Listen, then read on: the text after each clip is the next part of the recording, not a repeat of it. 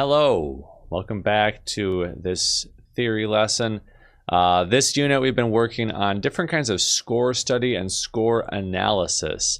So when you have a piece of music in front of you, all the different things beyond just the notes that you have to be paying attention to. This particular video and lesson is about text and lyrics. Okay, so we're kind of stretching the boundaries of like what is music theory in the traditional sense, but this is what makes sense for choirs, right? And what separates somebody who's singing from someone who's playing just the piano or playing violin or whatever is that we have words that we have to be singing. There's a whole extra set of things that go into how we break down words and how we sing words. Okay, so that's what we're going to be looking at today. Okay, is text and lyrics. Now, when I say text, what I really mean is lyrics. Okay, just sometimes if you're singing a particular song, a certain kind of song, the lyrics might not be what you traditionally think of as lyrics, but all that is split in here. So let's get going. Okay, word construction for singers. You can apply these kinds of ideas to any kind of speaking, of public speaking as well. Just as an effort to make yourself clearer. But what we got to start with is phonemes. Okay, so if you think of like, you've got a molecule and you want to break that molecule down into its component atoms or elements and then atoms, right, on the atomic level. That's kind of what phonemes are for words. Phonemes are the smallest unit of speech. They're basically just sounds. Okay, so if I break down the word bat into its component phonemes, I have b, a, t, bat. Now, if you learned how to read based on phonics, that shares a root, right? Phonics is a type of educational system that we use to read letters. Read words, I should say. B-at. I mean, this is what I do with my own little kid. The word Charizard is obviously longer. It's got a lot of syllables. Ch-a-r-is-a-r-d. Charizard. So anyway, those are phonemes. Okay, so sometimes when we're working together in class and or in a rehearsal, I should say, and I ask, like, what is the vowel in the word bat? We're singing the word bat. What is the vowel? And someone might say A. A is not correct. The phoneme that we're looking for is A. What vowel is in the word bat? A. Okay, which is a form of the letter A. And you can break these things down into really, really small, minutia, but that is what we're looking for. Okay, when sounding out phonemes and vowels, make sure that you say the sound that they make. Don't just say the letter name. Okay, that was the thing I just said. So if I took another one and I said pronounce the word this. Okay, you have th. So I should say th, which is a different sound than th, right? Thwack. Thwack has an unvoiced th, and this has a voiced th. The, and then the vowel here would be what? Not the letter I, that's a letter. The sound, the vowel is I. I. Okay, so if I wrote out my phonemes, it'd be th, I, s. Now, there is a way to write th versus th. Okay, and the way that we would write them out is using a separate alphabet called IPA, or the International Phonetics Alphabet. IPA. Okay, this is just the word IPA written out in IPA. There's the I sound, the P, P, and this is A. Now, I, Mr. Kroc, am not expecting you to memorize IPA. I'm absolutely not. Okay, I took a class on IPA in college, and it was a whole semester long, and we never even got to this thing. There are so many different syllables or so many different symbols of phonemes in IPA that we're simply just not going to learn how to write things in IPA. What I'm wanting you to learn how to do is to at least be able to break apart the different phonemes and break apart a word so that we can make some sort of sense out of it. Okay, when we write out a word using phonemes, we are writing the word phonetically. Okay, so we've had 3 different versions of this word. We have phonemes, phonics, and phonetically. So if I ever ask you to say a word phonetically, right, then that just means you're going to break it up into its component sounds, its component phonemes. B-at. I guess I could have put another hyphen in there. Charizard. Charizard. Okay, if you just have to be able to write these things out in a way that makes sense to you. So especially if we're doing something, you know, at our school we are pretty much all English speakers, and most of us are English first language speakers. That doesn't mean that some of us don't speak other languages as well, but at our particular school, most of us are speaking English quite fluently. So if you need to write, if we're working on a song like Doraji, which is in Korean, Doraji, okay, then you might want to write out like, I put like a little, I don't know, like a little parentheses around the to, ra, ji, Doraji, okay? You can write it out in different ways that make sense to you if you need to, as a kind of a shorthand for yourself when you're working on other languages. Or for working on the song Tibaktut. Let's see, there's a little hat on that one, I think. Tibaktut. I might write like Tibaktut.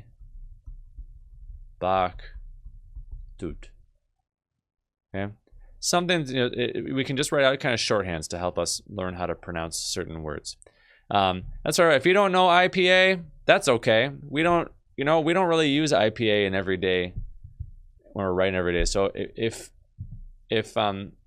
you don't know IPA, that's okay. You just get as close as you can. Okay, that's all I'm asking. All right, moving on. Diphthongs. So I don't think I wrote any ones with diphthongs yet. Here's a little sentence. Oy vey, I gave my neighbor 5 kites. A diphthong is when we have 2 vowels. All right, these are vowel shapes or phonemes that are stuck together.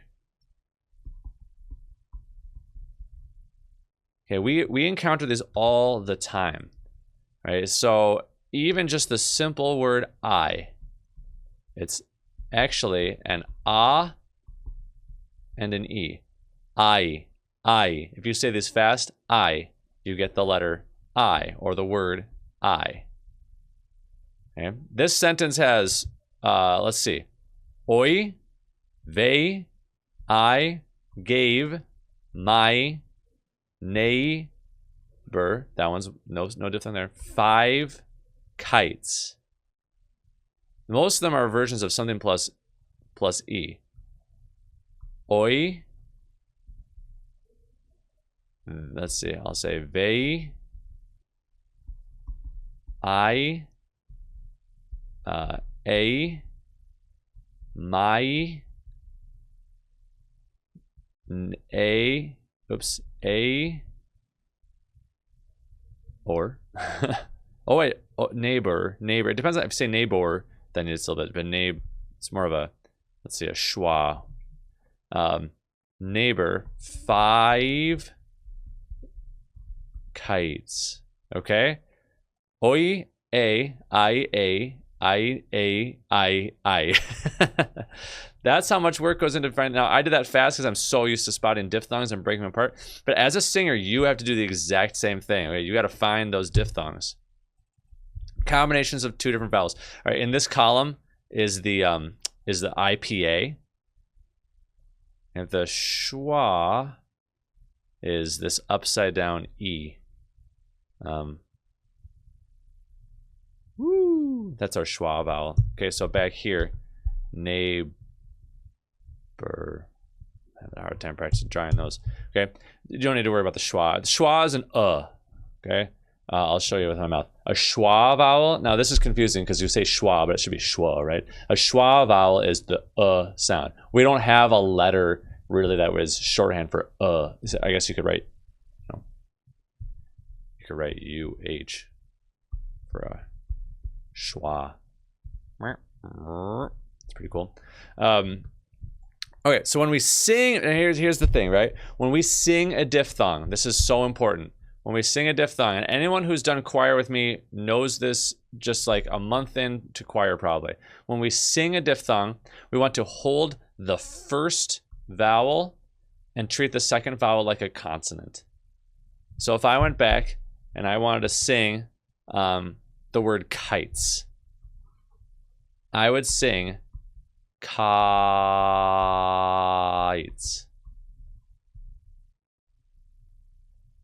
Kites.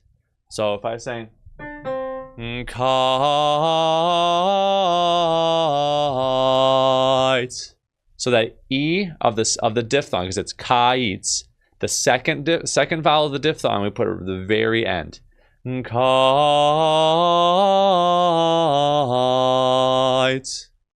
We always want to hold that first one. If I go to the second vowel right away, kites,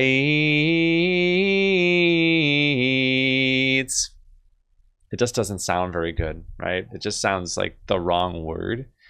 So we want to maintain that ah vowel for the whole thing. In other languages, we might do different things. Sometimes you'll hear pop singers or folk singers or country singers do these. It's not wrong, they're just doing it differently. But in choir music, we all agree we're going to hold that first vowel of the diphthong for the extent of the word, pretty much. Okay, that is a really big rule. All right, so now an activity on your own.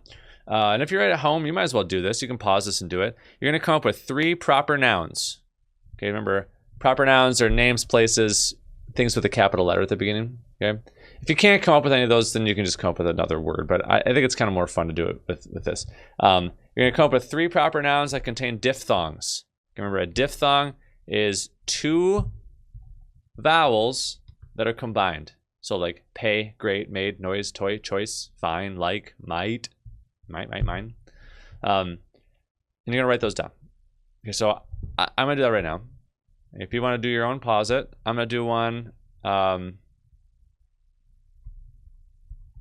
Oops. Skynet. Now, this is not a real thing. This is from the movie Terminator. Skynet. All right, with an elbow partner, you're going to deconstruct your word and write them out phonetically. So I'm going to write this out phonetically as I can without really using IPA. Ska. Net. Skynet. And if I was singing it, I would hold this one out. Skynet. Skynet. That sounds like I'm making fun of a baseball player named Skynet. Okay, let's do another one.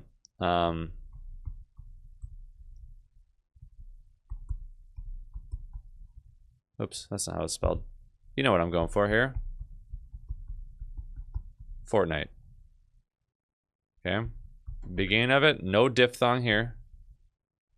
Fortnite. This kind of exercise really helps us isolate our pure vowels, because when we're singing, we want our vowels to be as pure as possible most of the time. Okay, so do some of your own. Okay, think about be on the lookout for diphthongs wherever you can. All right, now this is true for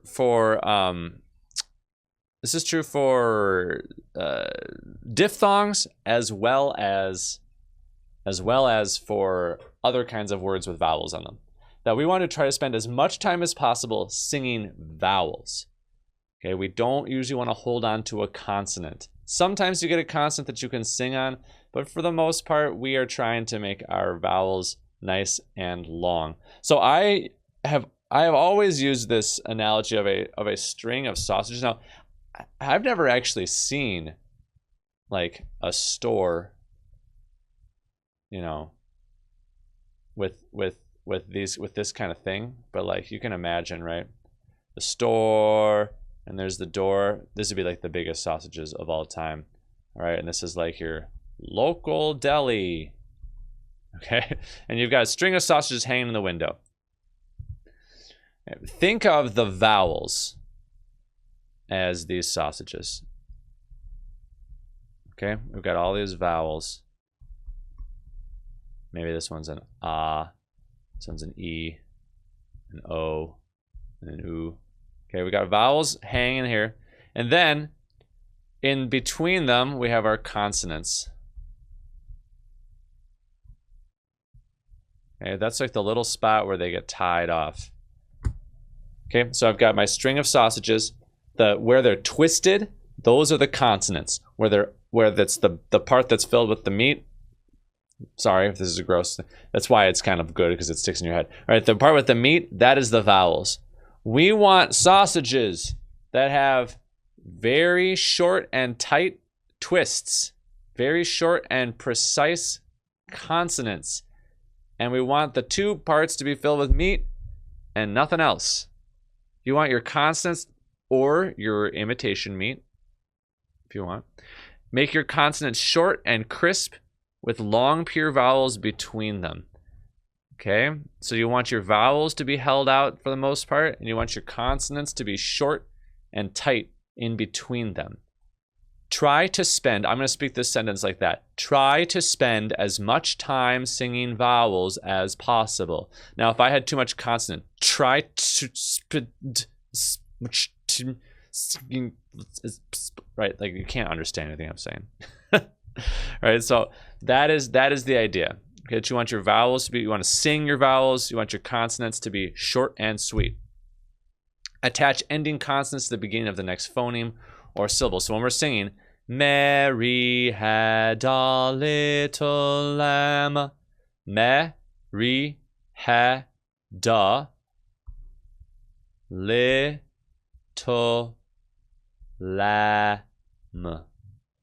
Bring back my Bonnie to me. Now it sounds ridiculous when I speak out loud, but bring back my Bonnie to me. So part of the way that we get this thing where our vowels are long and our consonants are short is by combining those ending consonants, attaching them to the next.